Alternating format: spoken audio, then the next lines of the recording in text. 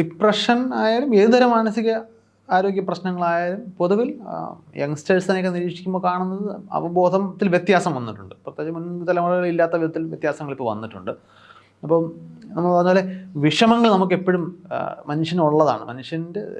മനുഷ്യൻ്റെ മറ്റു മൃഗങ്ങളിൽ നിന്നും മനുഷ്യനെ വ്യത്യസ്തമാക്കുന്ന ഏറ്റവും പ്രധാനപ്പെട്ട ഒരു ഫാക്ടർ എന്ന് പറയുന്നത് ഈ കോഗ്നിറ്റീവ് കോംപ്ലക്സിറ്റിയാണ്. നമ്മൾ കുറച്ചുകൂടെ കോംപ്ലക്സ് ആയിട്ടുള്ള കാര്യങ്ങൾ നമുക്ക് കൈകാര്യം ചെയ്യാൻ പറ്റും. അപ്പോൾ അതിൽ അതിൻ്റെ ഒരു പ്രധാന ബൈ പ്രോഡക്റ്റ് തന്നെയാണ് നമ്മുടെ ഇമോഷൻസ്. നമുക്ക് ദേഷ്യം, സങ്കടം, ഇങ്ങനെയുള്ള സന്തോഷം, ഉന്മാദം, ഇങ്ങനെയുള്ള പല അവസ്ഥകളുണ്ട്. ഇപ്പോൾ വെറുപ്പ്, പുച്ഛം, ഇങ്ങനെ പലതരത്തിലുള്ള ഇമോഷൻസ് നമുക്കുണ്ടാകും. അപ്പോൾ അതിൽ പെടുന്ന ഒരു അടിസ്ഥാന വികാരമാണ് സത്യത്തിൽ ഈ സാഡ്നെസ് നമ്മൾ പറയുന്നത്, വിഷമം എന്ന് പറയുന്നത്. അപ്പോൾ വിഷമം വന്നാൽ അതിൻ്റെ അർത്ഥം ഡിപ്രഷൻ ഉണ്ട് എന്നുള്ളതല്ല. അപ്പോൾ ക്ലിനിക്കലി അതിന് വേറെ ഡെഫിനിഷൻസ് ഉണ്ട്. 6 മാസം തുടർച്ചയായിട്ട് ഈ വിഷമം നിൽക്കണം. നമുക്ക് എപ്പോഴും വികാരങ്ങളുടെ പ്രത്യേകത തന്നെ അതാണ്. അതിങ്ങനെ മാറി വന്നുകൊണ്ടിരിക്കും. അപ്പോൾ അതായത് നമുക്ക് വളരെ വേണ്ടപ്പെട്ട ഒരാൾ മരിച്ചുപോയി, നമുക്ക് സ്വാഭാവികമായിട്ടും നമുക്ക് സംഭവിക്കാൻ പോകുന്നത് ഭയങ്കര കടുത്ത വിഷമമായിരിക്കും, കടുത്ത വിഷാദമായിരിക്കും. നമുക്കതിപ്പോൾ 2-3 ദിവസത്തേക്ക് നമുക്ക് വേറെ ഒന്നിനും ശ്രദ്ധ ഉണ്ടാവില്ല, നമ്മൾ മൊത്തം ഓഫായിരിക്കും ഇക്കാര്യത്തിൽ. പക്ഷേ over the course of time നമ്മൾ പതിയെ ഇതിൽ നിന്ന് റിക്കവർ ചെയ്യും, നമ്മുടെ ഒരു നോർമൽ മാനസികാവസ്ഥയിലേക്ക് നമ്മൾ തിരിച്ചു വരും. അതുപോലെ നമുക്ക് വളരെ പെട്ടെന്ന് ഒരു ലോട്ടറി അടിച്ചു, നമുക്ക് ഭയങ്കര സന്തോഷം തോന്നി, അല്ലെങ്കിൽ ആ സന്തോഷവും നിൽക്കില്ല, അത് പതിയെ ആ സന്തോഷം കുറഞ്ഞ് അല്ലെങ്കിൽ ഒരു പുതിയ കാർ വാങ്ങുന്ന ആൾ ആദ്യത്തെ 2-3 ദിവസം ഈ കാറിനെ ചിലപ്പോൾ മാറി നിന്ന് നോക്കുകയും ആ കാറിൻ്റെ ഭംഗി, അതിൻ്റെ സെലക്ഷനെയൊക്കെ അദ്ദേഹം ആസ്വദിക്കുകയൊക്കെ ചെയ്യും. പതിയെ ആ കാർ ഒരു പ്രധാനപ്പെട്ട ഒരു സന്തോഷ സോഴ്സ് അല്ലാതാവും, ഒരു നോർമൽ വസ്തുവായിട്ട് മാറും. ഇത് മനുഷ്യൻ്റെ ബേസിക് നേച്ചറാണ്. അപ്പോൾ അതുകൊണ്ട് തന്നെ ഒരു ദിവസം തോന്നുന്ന വിഷമമോ 2 ദിവസമോ 3 ദിവസമോ നീണ്ടു നിൽക്കുന്ന വിഷമമോ പോലും നമുക്ക് ഡിപ്രഷൻ എന്ന് പറയുന്ന ഒരു ആരോഗ്യ പ്രശ്നമായിട്ട് കാണേണ്ടതില്ല.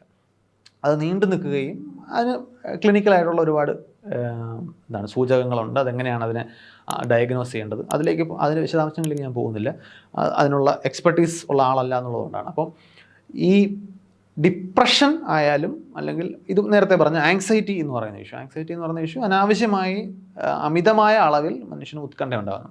ഈ പരിണാമപരമായിട്ട് മനുഷ്യൻ എന്ന് പറയുന്ന ജീവിക്ക് ഉത്കണ്ഠയുടെ ആവശ്യം എന്ന് പറയുന്നത് ഒരു എമർജൻസിക്ക് വേണ്ടിയിട്ട് പ്രിപ്പയർ ചെയ്യുക എന്നുള്ളതാണ്. ആ സമയത്ത് നമ്മുടെ ഹാർട്ട് ബീറ്റ് കൂടും. നമ്മളിപ്പോൾ വളരെ റിലാക്സ് നടന്നു വരുന്ന സമയത്ത് പെട്ടെന്ന് ഒരു പൊന്തക്കാട് നിന്നൊരു വയലൻ്റ് ആയിട്ടുള്ള അഗ്രസീവായിട്ടുള്ളൊരു പട്ടി നമ്മുടെ മുമ്പിലേക്ക് ചാടുകയാണ്, നമ്മുടെ നേരെ നോക്കി അത് കുരയ്ക്കുകയാണ്. സ്വാഭാവികമായിട്ടും നമ്മുടെ ശരീരം മുഴുവൻ അങ്ങ് അലർട്ടാവും, നമ്മുടെ ഹാർട്ട് ബീറ്റ് പെട്ടെന്ന് അങ്ങ് കയറും, നമുക്ക് വയറ്റിൽ നിന്ന് മുകളിലേക്ക് ഒരു എരിച്ചിലിങ്ങനെ പോകുന്നത് കാണാൻ പറ്റും. അതായത് നമ്മുടെ ഈ അഡ്രിനാലിൻ എന്ന് പറയുന്ന ഹോർമോൺ നമ്മളെ എമർജൻസിക്ക് വേണ്ടി പ്രിപ്പയർ ചെയ്യാണ്.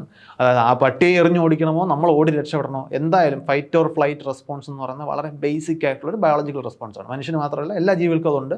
ഈ ഒരു ഹൈ എനർജി യൂസ് ചെയ്യുന്ന, നമുക്ക് ഓടേണ്ടി വരും അല്ലെങ്കിൽ നമുക്ക് കായിക ബലം പ്രയോഗിക്കേണ്ടി വരും, അതിന് വേണ്ടിയിട്ട് നമ്മുടെ ശരീരം പ്രിപ്പയർ ചെയ്യുമ്പോഴാണ് ഈ ഹാർട്ട് ബീറ്റും ശ്വാസോച്ഛ്വാസവും ഒക്കെ കൂടുകയും വിയർക്കുകയൊക്കെ ചെയ്യുകയും. അപ്പോൾ നമ്മൾ അതിന് ഒരു എമർജൻസിക്ക് പ്രിപ്പയർ ചെയ്യുന്നു. അതെല്ലാം ഒരു നോർമൽ റെസ്പോൺസാണ്. പക്ഷേ അത് എല്ലാ കാര്യത്തിനും വരുന്നു. അപ്പോൾ പഠിച്ചുകൊണ്ടിരിക്കുമ്പോൾ ഒരു ടീച്ചർ ക്വസ്റ്റ്യൻ ചോദിച്ചാൽ എണീറ്റ് സംസാരിക്കാൻ പറ്റുന്നില്ല, ഉത്തരം അറിയാം പക്ഷേ പറയാൻ പറ്റുന്നില്ല. കാരണം അതിനെക്കുറിച്ചുള്ള മറ്റ് സാധ്യതകൾ, ഞാൻ തെറ്റിപ്പോകുമോ, തെറ്റിക്കഴിഞ്ഞാൽ ടീച്ചർ എന്നെ മോശം കുട്ടിയായിട്ട് തെറ്റിദ്ധരിക്കുമോ, ഇങ്ങനെയൊക്കെയുള്ള ഓവർ തിങ്കിങ് കാരണം ഉത്തരം പറയാൻ പറ്റില്ല. അത് മറ്റ് ഫങ്ഷൻസിന്, നോർമൽ ജീവിത ഫങ്ഷനിൽ ഡേ ടു ഡേ റുട്ടീനായിട്ടുള്ള പല കാര്യങ്ങളെയും അത് ബാധിക്കുന്ന ലെവലിലേക്ക് അത് നമുക്ക് പ്രശ്നമായിട്ട് മാറും. നമുക്ക് ഈ ആങ്സൈറ്റി ഇല്ലാതിരിക്കുക എന്ന് പറഞ്ഞാലും പ്രശ്നമാണ്. അപ്പോൾ അതായത് എനിക്ക് നാളെ പരീക്ഷയാണ്, എനിക്ക് ഇന്നൊരു പ്രത്യേകിച്ച് ഒരു ആങ്സൈറ്റി ഇല്ല, അപ്പോൾ ഞാൻ പഠിക്കില്ല. കാരണം ഈ ആങ്സൈറ്റി എന്ന് പറയുന്ന അസ്വസ്ഥതയെ മറികടക്കുന്നുള്ളൊരു മാർഗ്ഗം അത് കൺട്രോൾ ചെയ്യുക എന്നുള്ളതാണ്. അപ്പോൾ അത് നിയന്ത്രിക്കുക, അഡ്രസ്സ് കഴിഞ്ഞാൽ പഠിക്കുമ്പോൾ എനിക്കൊരു കൺട്രോൾ ഫീൽ ചെയ്യും, ഞാൻ കുറച്ച് പഠിക്കുന്നുണ്ട്, അപ്പോൾ നാളെ പരീക്ഷ എഴുതാൻ പറ്റും. ആ ആങ്സൈറ്റി അവിടെ ഇല്ല എന്നുണ്ടെങ്കിൽ ഞാൻ പഠിക്കില്ല. അപ്പോൾ അതുകൊണ്ട് അത് മനുഷ്യൻ്റെ വളരെ അത്യാവശ്യമായിട്ടുള്ള, മനുഷ്യന് ആവശ്യമായിട്ടുള്ളൊരു ഫെസിലിറ്റിയാണ് ബ്രെയിനിൻ്റെ. പക്ഷെ അത് ആവശ്യത്തിൽ കൂടുതൽ ഫയർ ചെയ്യുന്നു. അപ്പോൾ അങ്ങനെ വരുമ്പോഴത്തേക്കും നമുക്കതൊരു ഒരു മാനസികാരോഗ്യ പ്രശ്നമായിട്ട് മാറും. അപ്പോൾ ഈ ഇഷ്യൂസ് എല്ലാം തന്നെ നമ്മൾ ഡിപ്രഷൻ്റെ കാര്യത്തിലേക്ക് സ്പെസിഫിക് ആയിട്ട് വന്നു കഴിഞ്ഞാൽ വിഷമം മനുഷ്യന് സ്വാഭാവികമായിട്ടുള്ളതാണ്. പക്ഷേ കുറച്ച് നേരം കഴിയുമ്പോൾ നമുക്ക് മനസ്സിലാവും. പ്രത്യേകിച്ച് നമുക്ക് ചുറ്റുമുള്ള ആളുകളൊക്കെ ചിലപ്പോൾ നമ്മളടുത്ത് പറയുന്നത് നീ പഴയത്തെ പോലെ അല്ലല്ലോ, പഴയ പോലെ ഊർജ്ജമില്ലല്ലോ എന്ന് പറയുന്നുണ്ടെങ്കിൽ നമ്മളൊന്ന് ശ്രദ്ധിക്കുന്നതല്ലായിരിക്കും. നമുക്ക് പരിചയമുള്ള ഒരാളാണ്, അദ്ദേഹം നമുക്ക് ഇപ്പോൾ ക്രിക്കറ്റ് കളിയിൽ ആസ്വദിച്ചിരുന്ന ആളാണ്, ഇപ്പോൾ അദ്ദേഹത്തിന് ക്രിക്കറ്റ് കളിയിൽ ആസ്വാദനം തോന്നുന്നില്ല. അദ്ദേഹം TV കണ്ടിരുന്ന, സ്ഥിരമായിട്ട് കളി കണ്ടുകൊണ്ടിരുന്ന ആളാണ്, പക്ഷേ അദ്ദേഹം കളി കാണുന്നില്ല, കണ്ടാൽ തന്നെ അദ്ദേഹത്തിന് വലിയ ആവേശമൊന്നും കാണിക്കുന്നില്ല.